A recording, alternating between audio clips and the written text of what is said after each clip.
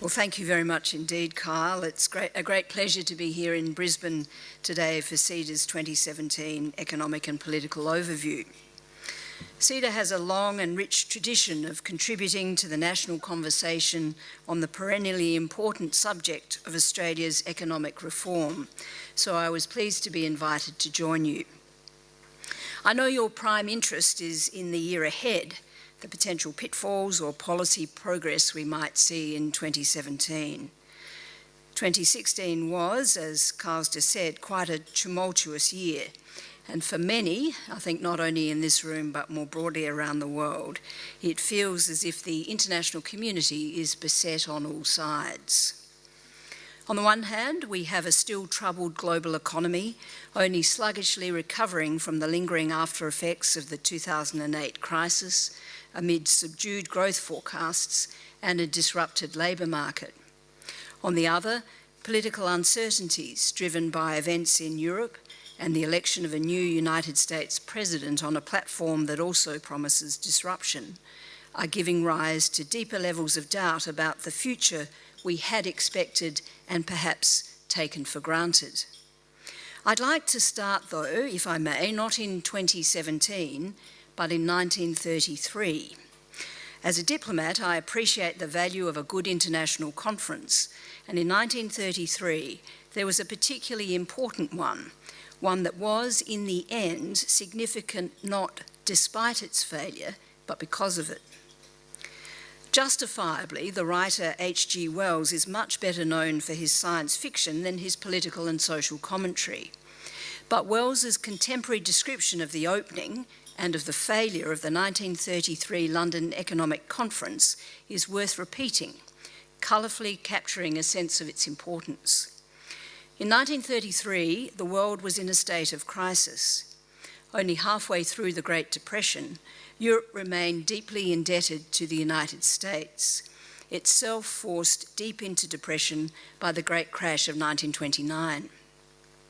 The depression was exacerbated, as we all know, by the Smoot-Hawley Act, which lifted tariffs on over 900 American lines, leading in the early 1930s to retaliatory protectionism and global economic isolationism. The London Economic Conference was an effort by the six great powers of the day to pull the global economy out of the depths of that depression. It started well enough. Everyone understood how important it was that the global community find a way out of the depression. Wells wrote, and I quote, "The conference opened with a stout determination to be brilliant and eventful. The hotels were full, the streets beflagged, even the English weather seemed to make an effort. The opening addresses by the King of England and his Prime Minister state in so many words that the failure of the conference would precipitate world disaster." Wells quotes US Secretary of State Cordell Hull, the chief American delegate to the conference, on the importance of global cooperation over national self-interest. "Selfishness must be banished," Hull told the conference. "If, which God forbid, any nation should wreck this conference with the notion that its local interests might profit, that nation would merit the execration of mankind." In the end, though, the 1933 conference did fail. It fell apart without finding a path for global reform after President Roosevelt put American interests, largely the international debt owed to the United States, ahead of international reforms. Hull, who was recognised by history as one of the fathers of trade liberalisation, was powerless in the end, sent to London with no authority to drop tariffs or to negotiate a way out of the global monetary malaise.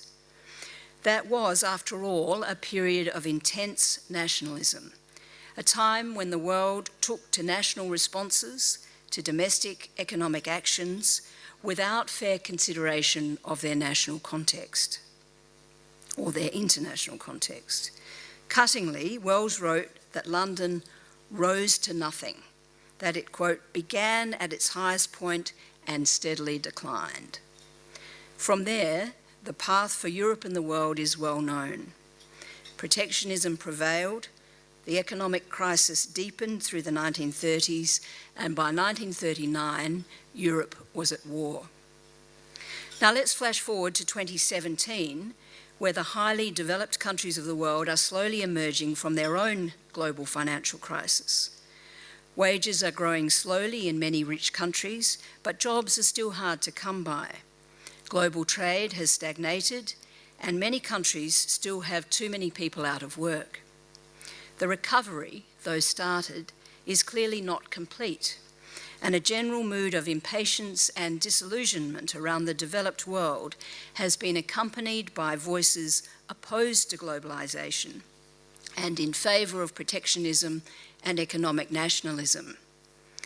In recent weeks, President Trump has made it clear that the principle he took to the electorate remains very much at its heart. He will, in office, put America first, and he appears prepared to use tariffs and other economic measures to sustain the US economy, although we have yet to see his preparedness applied in practice. Now, I'm not suggesting we are on a path towards conflict. 2017 is not 1933. Far from it.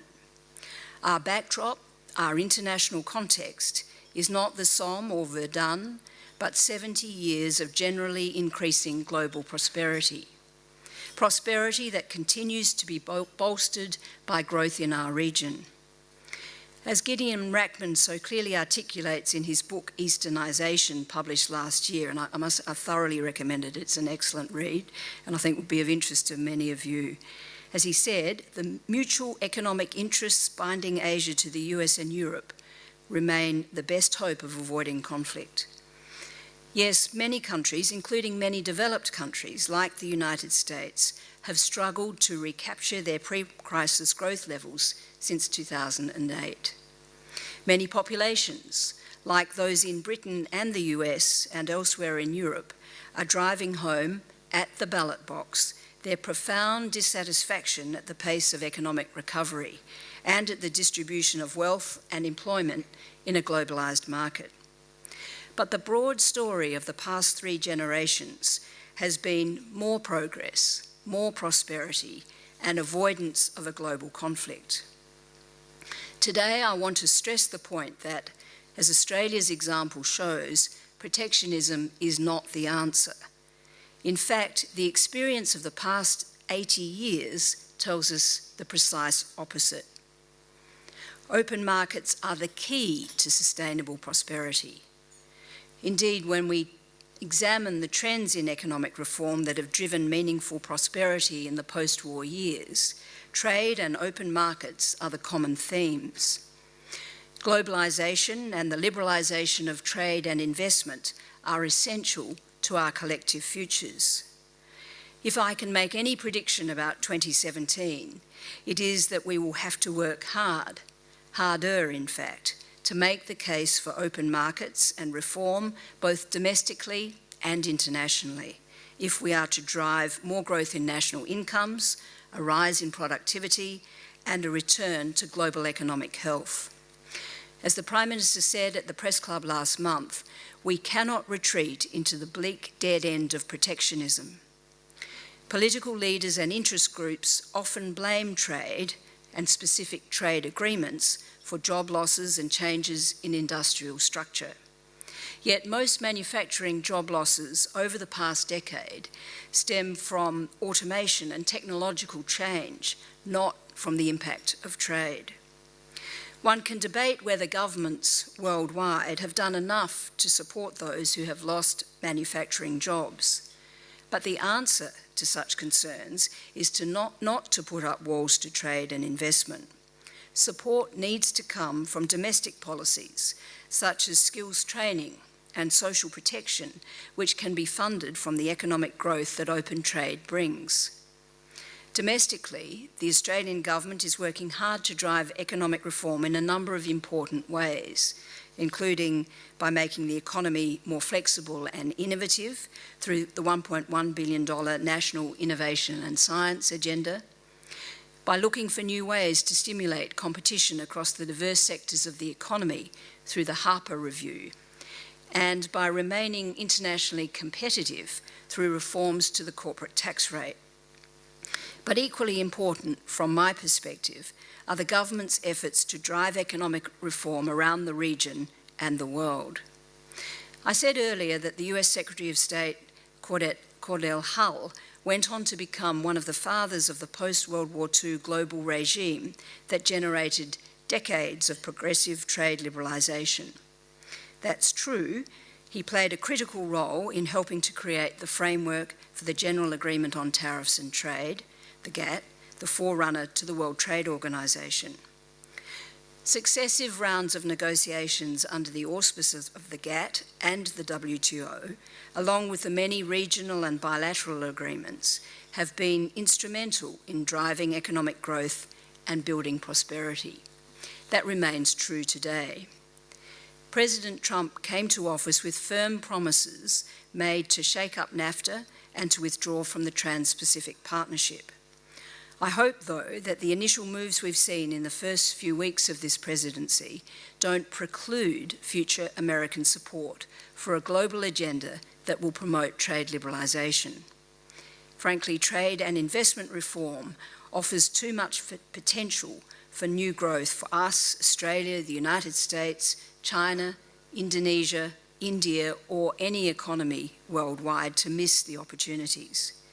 We have to remember the lessons of the past, including the lessons we failed to heed at the time in finding our way towards new sources of growth.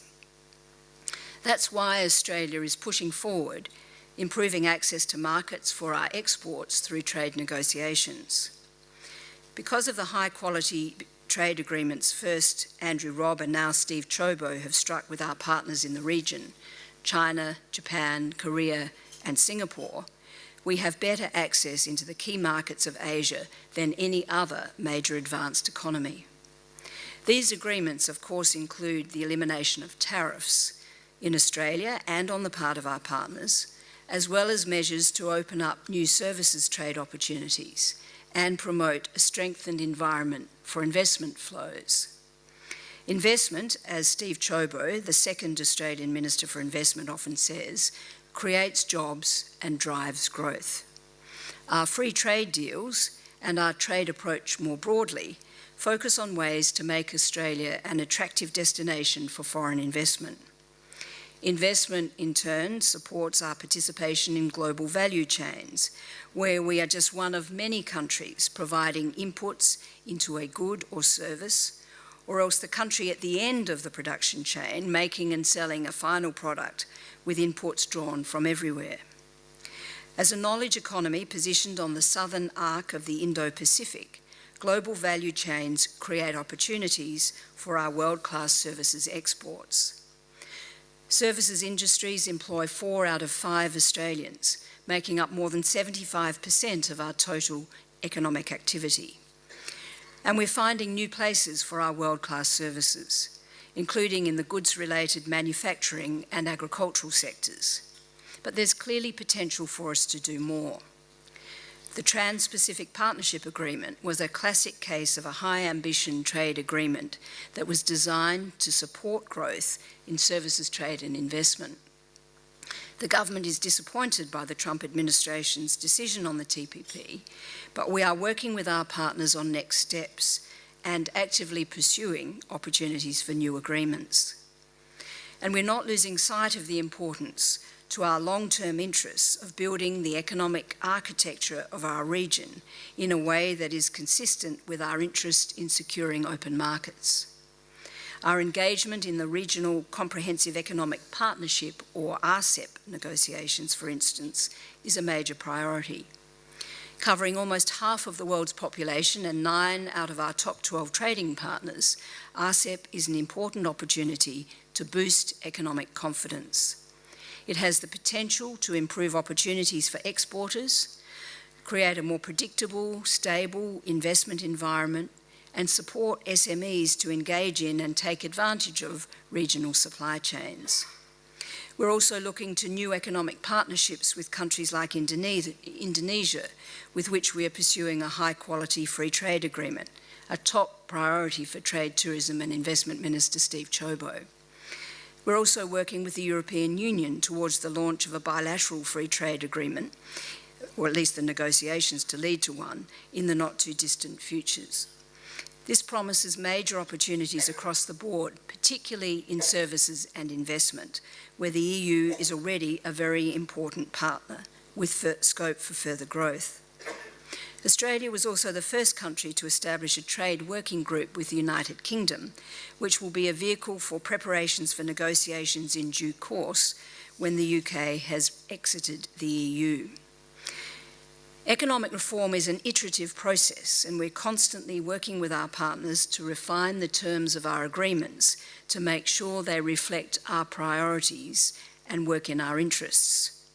As a constructive member of the WTO since its inception in 1995, we remain a passionate advocate for its role in developing and implementing the multilateral rules-based trading system as a forum for negotiations on new rules and as a home to the dispute resolution framework that came into force within the WTO and which has been a key element in ensuring that countries comply with trade rules.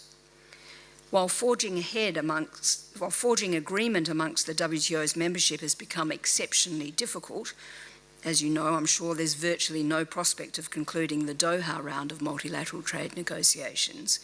That does not mean that the WTO is irrelevant.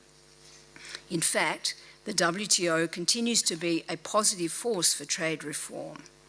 Witness the historic agreement reached at the last WTO Ministerial Conference in Nairobi in 2015 to end agricultural export subsidies. This has been a major aim of Australian trade policy for decades and was at the core of the formation of the Cairns Group in 1984. And any day now, the WTO Agreement on Trade Facilitation will enter into force, which will have a positive impact in lowering the costs of trade. Australia will also continue to play a leadership role in other multilateral bodies that are champions of open trade. Australia was the driving force behind the establishment of APEC, the premier body for advancing regional economic integration in our region. APEC's spirit of goodwill enables it to continue to advance practical initiatives on trade and investment liberalisation in spite of rising protectionist sentiments. The G20 is also important, as policymakers based here in Brisbane know well. The G20's greatest successes so far have come at the most urgent moments of crisis. When leaders met in Washington in 2008, in the midst of the global financial crisis, their joint communique underscored, and I quote, "the critical importance of rejecting protectionism and not turning inwards in times of financial uncertainty." We continue to advance the practical economic reform measures that G20 leaders agreed in Brisbane in 2014 to lift global growth. Ladies and gentlemen, let me conclude by saying there's no doubt that we enter 2017 in a febrile mood. In country after country around the world, electorates and citizenry are demanding policymakers find solutions to the economic challenges that have held us back since 2008. Recognising the re-emergence of a protectionist mood should be, frankly, a call to arms. It shouldn't be a signal to abandon our efforts to drive greater economic openness and more freer trade. Those of us who have seen the ways in which trade and investment reform has led to more income for Australians, more jobs for Australians, more investment coming into Australia to build and grow productive Australian businesses have a responsibility in 2017 and beyond, I think, to argue the case. The US election and Brexit prove one thing. If we believe in what we're doing, economists, policymakers, and those of us working in government have a responsibility to bring people with us. There is a real discussion to be had about the facts and benefits that accrue from globalisation, particularly as they relate to the everyday citizen. It's time for us to redouble our efforts in every boardroom across the country, public, private, and NGO, to make the case for sensible reform that will lift productivity and create sustainable employment. There is an obvious role for strategy in this context, which is why the government has asked my department to prepare a foreign policy white paper to guide the parameters of Australia's engagement with the world in the years ahead. A strong economy will be a key determinant of our regional and global weight. Yesterday, members of the White Paper Task Force were in Toowoomba and are here in Brisbane today to hear from Queenslanders about how we should advance the prosperity and security of Australians in the 21st century. Many of you have made contributions and submissions to this process, and I'd like to thank you for that and to encourage those of you who may not yet have done so to consider doing so. We look forward to presenting our consolidated views on the path forward later in the year. What we must not do is make the mistake made by our forebears in 1933 of failing to come together to achieve meaningful global progress. Thank you.